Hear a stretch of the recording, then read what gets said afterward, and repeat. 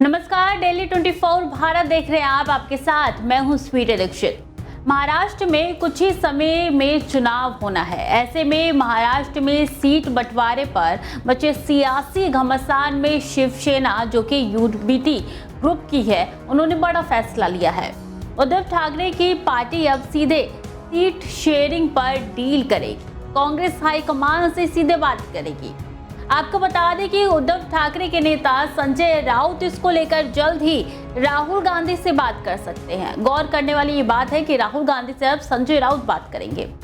बता दें कि संजय राउत के मुताबिक महाराष्ट्र कांग्रेस के नेता सीट शेयरिंग पर फैसला नहीं कर पा रहे हैं। नामांकन की तारीख एकदम नजदीक आ चुकी है और अभी तक कोई फैसला निकल ही नहीं रहा है। ऐसे में अब सीधे राहुल गांधी से हम बात करेंगे, ऐसा संजय राउत ने कह दिया है। जानकारी दे दें कि संजय राउत ने इसको लेकर कांग्रेस के संगठन महासचिव के.सी. वेणुगोपाल से भी चर्चा की है। मुंबई में पत्रकारों से बात करते हुए राउत ने कहा है कि कुछ सीटों पर दोनों पार्टियां राजी नहीं हो पा रही है। हम इसको लेकर राहुल जी से बात करेंगे। महाराष्ट्र के नेता एक एक सीट पर लेकर दिल्ली से पूछ रहे हैं। एक एक सारी बातें जो है वो दिल्ली तक पहुंच रही हैं, उसके बाद से जवाब मिल रहा है। काफी लंबी प्रक्रिया हो गई है ये, इसमें समय ज्यादा लग रहा है। इसलिए राउत के मुताबिक शिवसेना, जो कि यूबीटी ग्रुप की है, और एनसीपी शरद पवार गुट वाली, उन्होंने सीट शेयरिंग का मसला सुलझ जाएगा जब राहुल गांधी बीच में आएंगे, साफ तौर पे कह दिया है। वहीं कांग्रेस नेता नाना पटोले ने कहा है कि संजय राउत के बारे में बात नहीं करनी है। संजय राउत क्या बोले मुझे पता नहीं है, इसलिए कोई प्रतिक्रिया नहीं देनी है। संजय राउत के नेता उद्धव ठाकरे हैं और कांग्रेस के नेता मल्लिकार्जुन खड़गे और राहुल गांधी है। साफ तौर पे उन्होंने कह दिया है।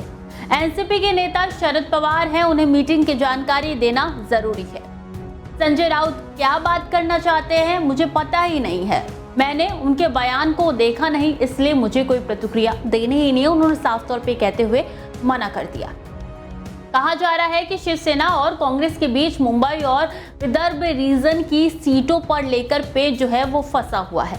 ऐसे में शिवसेना विदर्भ रीजन में ज्यादा सीटें मांग रही है। वहीं कांग्रेस की नजर मुंबई की उन सीटों पर है जहां पिछली बार वो दूसरे नंबर पर थी।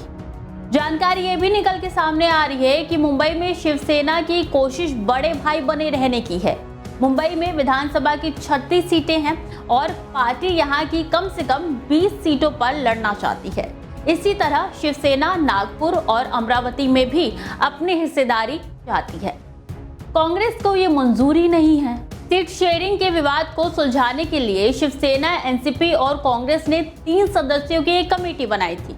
कमेटी में कांग्रेस की तरफ से नाना पटोले, शिवसेना की तरफ से संजय राउत और एनसीपी की तरफ से जयंत पाटिल शामिल है। हाल ही में इस कमेटी की एक बैठक सियासी सुर्खियों में थी। कहा जा रहा है कि बैठक में संजय राउत और नाना पटोले के बीच जबरदस्त बहस हुई थी। आपको बता दें कि महाराष्ट्र में विधानसभा की 288 सीटों पर एक चरण में मतदान प्रस्तावित है। सरकार बनाने के लिए किसी भी गठबंधन या पार्टियों को कम से कम 145 सीटों पर जीतना होगा।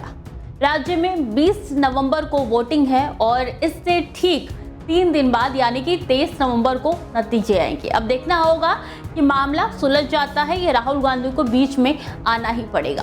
तो खबरें लगातार जारी हैं, देखते रहिए डेली 24 भारत।